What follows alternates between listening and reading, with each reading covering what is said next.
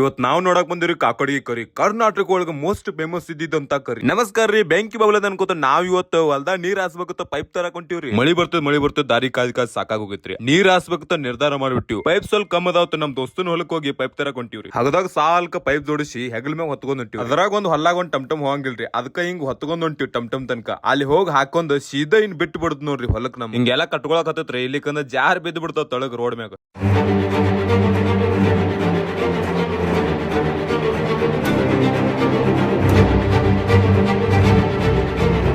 ತಂದಿಟ್ಟಿವ್ರಿ ಮೆಟ್ಟ ಮ್ಯಾಗ. ಅಲ್ಲಿ ಕೆಲ್ಸ ಮುಗಿಸೊಂದು ನಾವ್ ಸೀದಾ ಹೊಂಟಿವ್ರಿ ಈಗ ಕಾಕಣಿಕೆ ಕರಿ ನೋಡಾಕ. ನಮ್ ದೋಸ್ತ ಮತ್ತು ನಾವು ಇಬ್ರು ಕೂಡ ಬೈಕ್ ಮೆಂತ ಹೊಂಟಿವ್ರಿ.